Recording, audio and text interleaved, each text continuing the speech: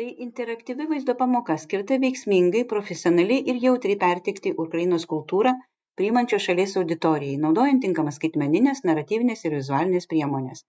Turėdami šį įgūdį galėsite pristatyti Ukrainos kultūrą pasakojimais ir autentiškomis kūrybinėmis išraiškomis, skatinti kultūrinius projektus naudojant skaitmeninius kanalus ir socialinę mediją, palengvinti tarpkultūrinį dialogą per vietinius meninius renginius ir iniciatyvas, perinterpretuoti Ukrainos tradicijas šiuolaikinių kultūros produktų formą, vengti stereotipų ir pristatyti kultūrą šiuolaikiškai ir pagarbiai. Kviečiame pažiūrėti trumpą animuotą vaizdo įrašą, sužinoti daugiau apie Ukrainos kultūros pristatymą priimančiose šalyse ir atlikti savęs vertinimo užduotį.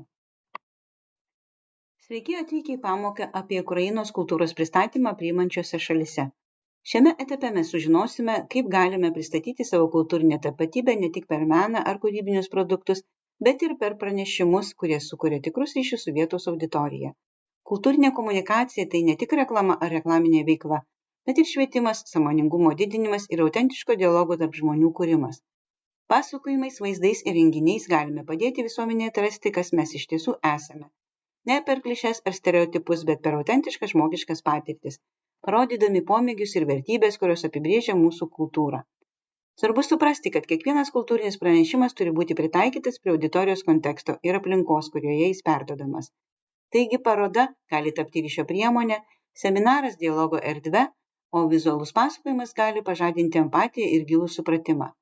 Veiksminga kultūrinė komunikacija apima ne tik informacijos perdavimą, bet ir įsimintinų emocijų, patirčių ir ryšių, kurie sukuria tiltus tarp skirtingų žmonių ir kultūrų kūrimą.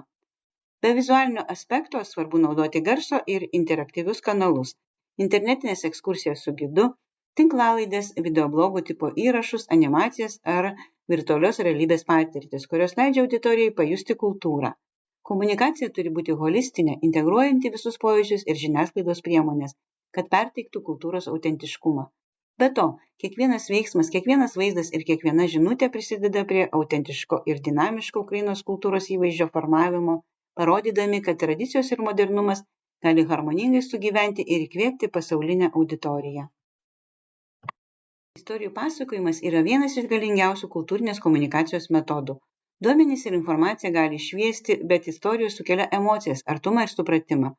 Pavyzdžiui, rankomis siūtos palaidinės istorija yra ne tik apie drabužį, ji pasakoja apie moterį, kuri ją siuvo, apie jos bendruomenę, apie kartas, kurios perdavė raštus ir simbolius, apie vertybės, patirtis ir tradicijas išlikusias per laiką. Sena nuotrauka gali būti animacijos apie vaikystę ar ilgesį pagrindas. Objektas gali tapti parodos ar kūrybinio seminaro, jungiančio praeitį su dabartimi simboliu. Kiekviena kultūrinio objekto detalė turi istoriją, kuri gali įkvėpti, šviesti ir sukurti emocinius ryšius. Paprastas užsiėmimas. Pasirinkite objektą iš Ukrainos kultūros, kuris jums yra labiausiai reprezentatyvus, ir parašykite bent 3 sakinius, atskleidžiančius jo istoriją, kas jis sukūrė, ką jis reiškia, kokias emocijas perteikia. Papildykite šią istoriją vaizdais, garsu ar vaizdo įrašu, kad žiūrovai galėtų ją visapusiškai patirti. Kultūrinės istorijos taip pat gali būti susijusios su universaliomis temomis – drąsa, atkaklumu, solidarumu ar bendruomenė. Tokiu būdu kultūrinė komunikacija ne tik informuoja, bet ir sukuria bendrą pagrindą tarp kultūriniam supratimui ir empatijai. Istorijų pasakojimas tampa švietimo, sąmoningumo didinimo ir tapatybės skatinimo priemonė, kuri įtraukia ir jaudina žiūrovus. Socialiniai tinklai ir internetinė aplinka šiuo metu yra greičiausi ir veiksmingiausi kultūrinės komunikacijos kanalai. Turėdami telefoną, nešiojamą į kompiuterį ir šiek tiek kūrybiškumo galite dokumentuoti kūrybinį procesą, paaiškinti savo tradicijų reikšmę ir sukurti aistringų gerbėjų internetinės bendruomenės. Instagram, TikTok, Facebook, YouTube ir Pinterest leidžia pasakoti istorijas vaizdais. Trumpi vaizdo įrašai, paveikslėliai su antraštėmis, asmeniniai tekstai ir garso istorijos gali pasiekti tūkstančių žmonių visame pasaulyje. Naudodamisi šiais kanalais galite kurti interaktyvias kampanijas, iššūkius, pamokėlės, interviu ar tiesioginės transliacijas, kuriuose auditorija gali aktyviai dalyvauti. Kūrybinį procesą galite paversti vizualia ir emocinė patirtimi, kuri šviečia ir didina sąmoningumą.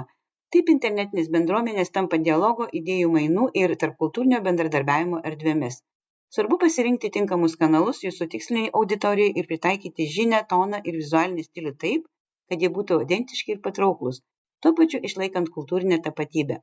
Galite naudoti konkrečias žymes, teminius grojaraščius, internetinius seminarus ir diskusijų grupės, kad padidintumėte savo žinias ir poveikį ir paskatintumėte aktyvų dalyvavimą. Tokiu būdu kultūra ne tik rodoma, bet ir patiriama bei jaučiama per skaitmeninę aplinką. Vietiniai renginiai sudaro unikalias galimybės tiesioginiams kultūrų susitikimams – parodos, seminarai, mugės ar festivaliai. Ten žmonės ne tik mato kūrinius, bet ir susitinka su jų autoriais, sužino istorijas ir patirtis, kurios juos įkvepia. Šie tiesioginiai ryšiai leidžia užmegzti autentišką dialogą, suteikiant visuomeniai galimybę suprasti kultūrinės vertybės, tradicijas ir simbolius iš asmeninės perspektyvos. Daugelis profesinių bendradarbiavimų prasideda būtent taip – paprastais pokalbiais meno parodoje ar bendruomenės susirinkimuose. Renginiai leidžia vienu metu patirti vizualinius, garsinius ir naratyvinius potyrius, sukuriant daugialypės sensorikos patirtis, kurios didina sąmoningumą ir šviečia. Be to, dalyvavimas vietos renginiuose padeda pritaikyti kultūrinius pranešimus bendruomenės aplinkai ir tiesiogiai suprasti auditorijos poreikius, interesus ir suvokimą. Dialogas su bendruomenė nėra tik pasyvus susipažinimas, bet aktyvus nuolatinis interaktyvus procesas, kuris kuria pasitikėjimą ir ilgalaikius ryšius. Šie renginiai taip pat gali būti dokumentuojami ir transformuojami į skaitmeninį turinį, siekiant išplėsti jų pasaulinį kultūrinį poveikį. Kultūros perteikimas nereiškia įamžinimo muziejuose ar tradicijų išsaugojimo griežta forma. Kultūra yra gyva ir prisitaiko prie dabarties, o tapatybė turi būti suprantama kaip tradicijos ir modernumo dialogas. Tradicijos gali tapti interjero dizaino produktais, knygų iliustracijomis, papuošalais ar šiuolaikinėmis dekoracijomis, kurie išsaugo originalius simbolius, bet juos transformuoja į formą, kuri yra naudinga ir patraukli šiuolaikiniai auditorijai. Vietos bendradarbiavimas, kultūros įtakos turinčių asmenų įtraukimas, dalyvavimas festivaliuose ar bendruomenės projektuose prisideda prie autentiško ir dinamiško Ukrainos kultūros įvaizdžio kūrimo. Visuomenė vertina kūrinius, kurie išsaugo tradicinius simbolius, bei pateikia juos šiuolaikišką, praktišką ir vizualiai patrauklią formą. Būtina tyrinėti naujus tradicinių technikų ir šiuolaikinių metodų derinius, kad kultūrinė žinia būtų ne tik gerbiama, bet ir patiriama visuomenės. Kiekvienas pritaikytas projektas gali tapti mokymosi ir tarpkultūrinio ryšio galimybę, paverčiant kultūrą interaktyvia ir prieinama patirtimi visoms amžiaus ir socialinėms grupėms. Perteikiant kultūrą labai svarbu vengti stereotipų. Jos pristatymas kaip tradicinių kostiumų, nostalgiškų vaizdų ar klišių riboto reiškinio gali sumažinti pranešimo autentiškumą ir aktualumą. Pristatykite savo kultūrą kaip šiuolaikinę realybę, su šiuolaikiniais menininkais, moterimis verslininkėmis, skaitmeninio technologijų kūrėjais ir aktyviomis bendruomenėmis, kur tradicijos ir modernumas harmoningai sugyvena. Stereotipų vengimas taip pat reiškia supratimą apie auditorijos jautrumą, spalvas, simbolius, socialinius ir istorinius suvokimus. Tokiu būdu kultūriniai pranešimai tampa sudėtingesni, labiau detalūs ir aktualūs. Vietoj supaprastinimo ar apibendrinimo mes galime parodyti kultūros įvairovę ir turtingumą, pateikdami realius pavyzdžius ir autentiškas istorijas, kurios įkvepia ir sukuria gilius emocinius ryšius. Šiuolaikinės istorijos ir vaizdai padeda kovoti su prietarais ir sukurti atvirą, įtraukų ir empatišką kultūrinį dialogą. Sąžininga komunikacija suartina žmonės ir sukuria tikrus ryšius tarp kultūrų. Kai pasakojate autentišką istoriją, žmonės jaučia entuziazmą, vertybės ir tapatybę, kurios yra jūsų kūrinių pagrindas. Autentiškumas komunikacijoje parodo, kas jūs esate iš tikrųjų, leidžia dalytis patirtimi, tradicijomis ir emocijomis, kurios apibūdina jūs, nesistengiant kopijuoti ar prisitaikyti prie išorinių lūkesčių. Dabar kviečiame jūs patikrinti savo žinias atsakant į pateiktus klausimus. Pažymėkite teisingą atsakymą. Nepriklausomai nuo to, ar pasirinkote teisingai ar neteisingai, jums bus pateiktas atsakymo paaiškinimas. Pradėkime.